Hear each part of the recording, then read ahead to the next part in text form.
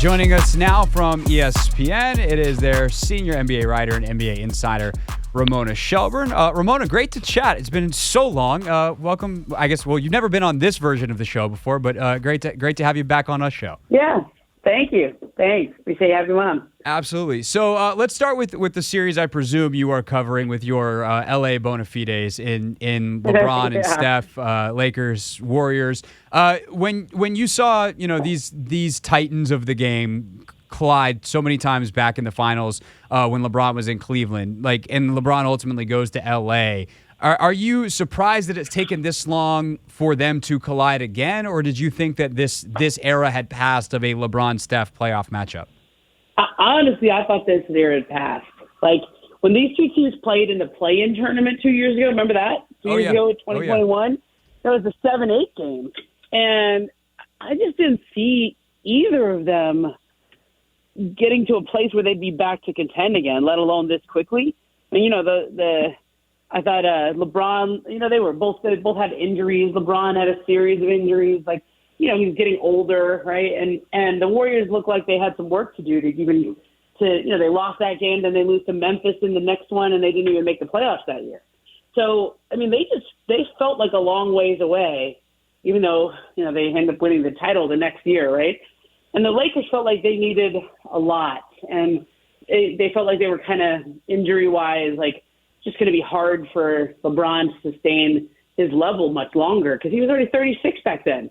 So it's really a treat that we get both these teams again, and also not just the fact that it's the Lakers and the Warriors and it's LeBron and Steph, but that they're both really good still. Yeah. I mean, Steph's 35. He still looks like he's 12, but when you look at photos of him now, he's you're like, oh no, he does look older. If you look at you look back at old Steph photos, and you look back at he really does look like he still looks very young, but it's kind of it's amazing that he is still at this level at age 35, and LeBron is still at his level at age 38. That's the real treat of this. No doubt. And for LeBron, he's still at such an exceptional level, but it does feel like for the first time that it might not be his peak, even if it's still anybody else's peak. What have you seen both in deterioration, but his ability to manage that as he has finally at age 38 in season 20 maybe shown a sign of aging? I mean, the only thing I see is that he can still do it. He just can't do it for 4 quarters in a 7-game series, right? So, in that Memphis series, it was almost like he punted game 5 back in Memphis. Okay, I'm not really going to be able to, on these every other. That was a brutal schedule, by the way. They had all this time in the beginning, and then it was every other day, but with a 4-hour flight in between. And I think, he put so much out there in game 4 in L.A., there just really wasn't time to recover for game 5 in Memphis. And it was that's what I see. I see, he doesn't blow by people the way that he used to be able to. He's still, really good. But he's just a little diminished in terms of explosiveness. But he makes up for that really in his basketball IQ.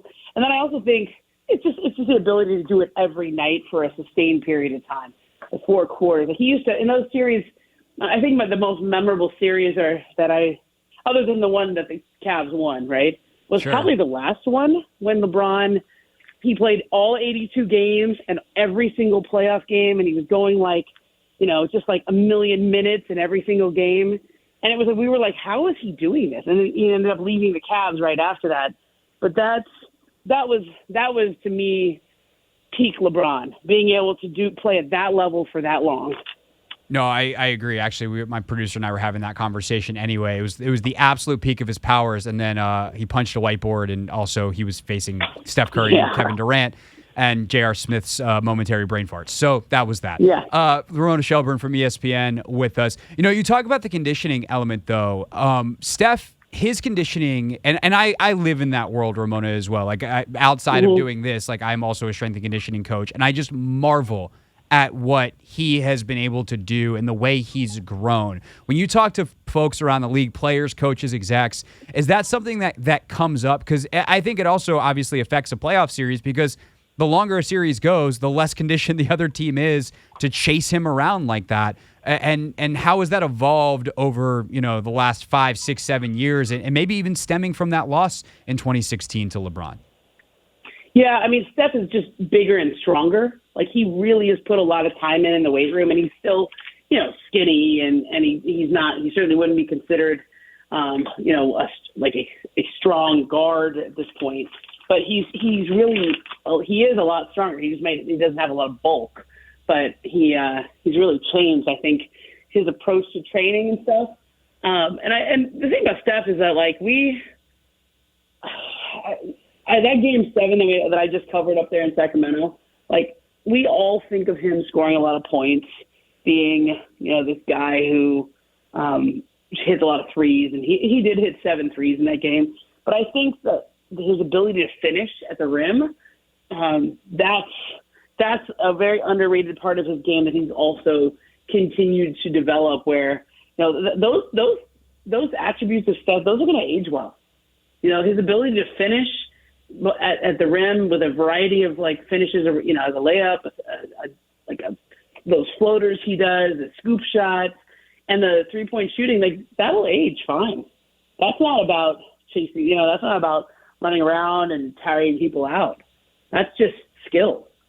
And so I think, in terms of both of them, like, they both have the kind of games that you wondered for a little while how that would play out as they age, but I think they've adapted really nicely. But I mean, LeBron and Steph, like, they both have kind of adapted their skill set nicely to how they have to age. No doubt, and the IQ of both of them obviously is off the charts, which tends to help as well.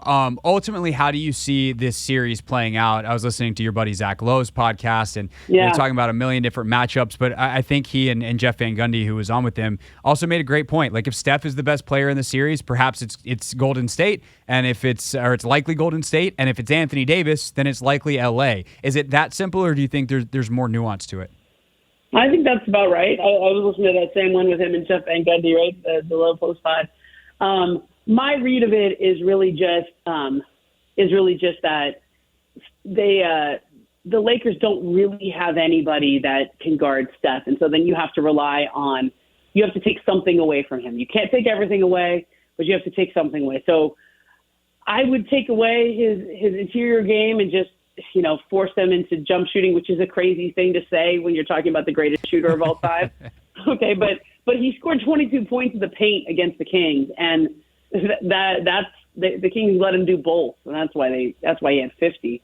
And to me, I just think Golden State has more offensively than the Lakers. Like, the Lakers are really dependent on Anthony Davis and LeBron being great, and then hopefully getting great games here and there from Reeves or D'Angelo Russell, and they haven't been together as much. Like, I think at times like this, sometimes it really is just about who the biggest star is and who's the best player. And I have a really hard time picking against LeBron James whenever that conversation comes up.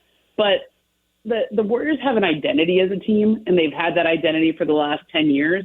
They kind of know how they want to play. Even when they make changes to how they want to play, they can do it.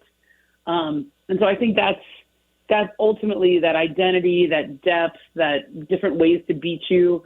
That's going to be hard for LA to overcome in this series. Because this is a team that, while I think they're really good, they just got together. I mean, D'Angelo Russell had a great game in the closeout game in Game 6.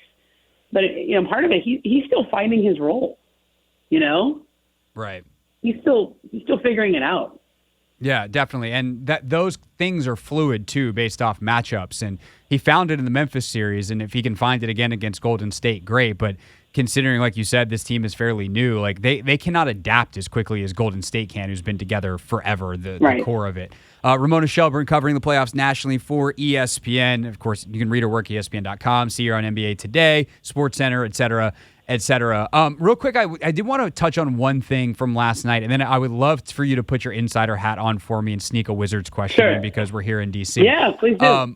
But last night watching Philly beat Boston, I thought James Harden made one of the more impressive adjustments that I've seen, especially from a guy who for so long played a very specific way and then kind of took a while to adapt in Philadelphia. But he really struggled in that first series, or their first round series, to finish at the rim. And last night, he just was content, after all these years of being threes and layups, to take 2-point jump shots and just drain them. And he had 45 points, and they won. The question would be, Ramona, how sustainable is that for them if Embiid continues to miss time moving forward in that series?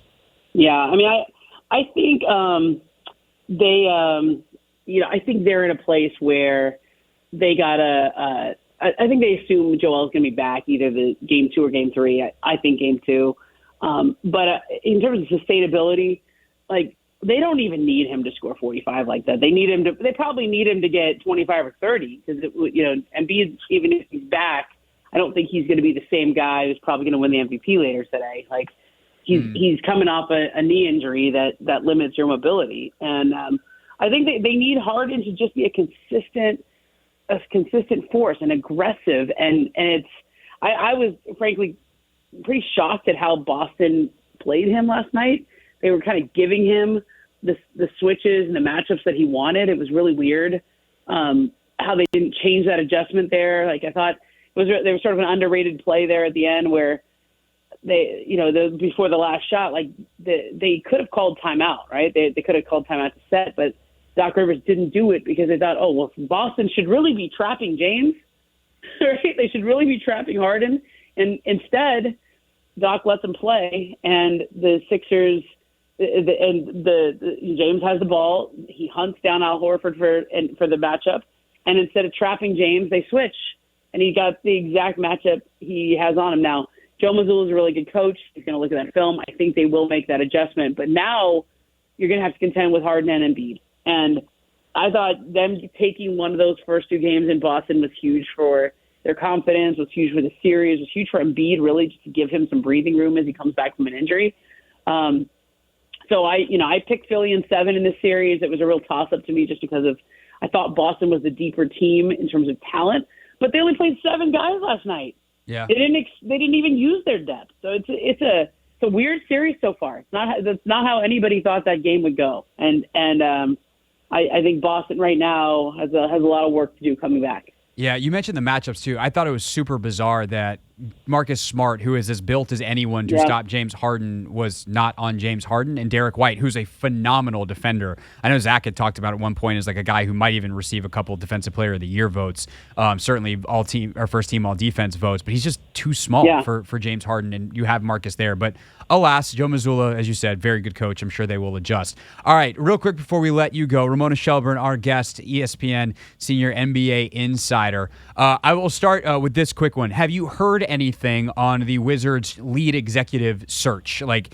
we've all heard Tim Connolly's name floated out there. We've heard some others. Have you heard anything rumbling in terms of either names or timeline of when Tommy Sheppard will be replaced?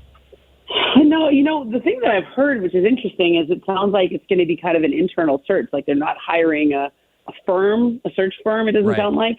And not that you have to, but that also changes the way you do it. Like, the search firm, I always think, I never quite understood the whole idea of it. Like, I guess they do all the background checks and they vet people and they find people and make sure you comply with all the rules and stuff. And but I mean, the names are names. Like, if you're in the NBA, you kind of know who you should be talking to, and there's certainly agents who are going to be recommending people. So I think the other thing I heard is that I think Coach Wes Unseld, I think he's going to have some say. Like, he's really they're leaning on him quite a bit in terms of just what this franchise needs and the direction they need to go. And that's always going to be good because you want an alignment between the coach and the front office. So I think that's, they don't have to rush. They can wait and see who becomes available, where everyone else goes with their decisions before they make choices. But they do have some pretty big choices coming up, right? I mean, They made a choice, whether that's free agency with Kuzma, whether that's, to keep going with this group. a big summer for them, and you want to make sure everybody's in alignment before you make big choices like that. Well, so that leads me to the big giant question, which is I have heard they would finally, a year after they gave him a no-trade clause, be open to trading Bradley. So the question I would have for you, Ramona, is what kind of market do you think there will be for Bradley Beal at this stage of his career, coming off the season that he just had with the contract that he signed to?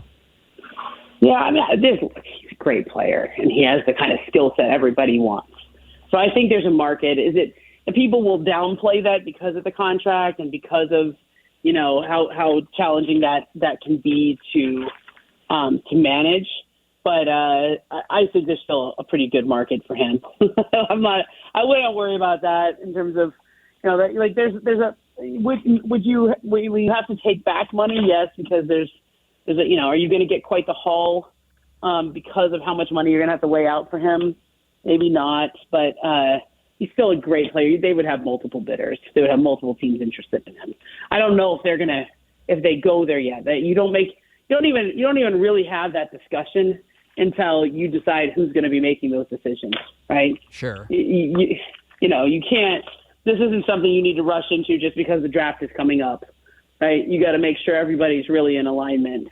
And I think it's an attractive job, though. I've always thought that I've got an affinity for the district, so it's I think it's a good one for them to approach. And we always talk about this, there's names, Dame Lillard and Bradley Beal, these names that get out there for a long time. There's a reason why they're still there because they want to be. I've always thought with Brad, he likes being there the whole time. He likes playing for one franchise, and so I'll believe it when I see it. If we ever get to that stage.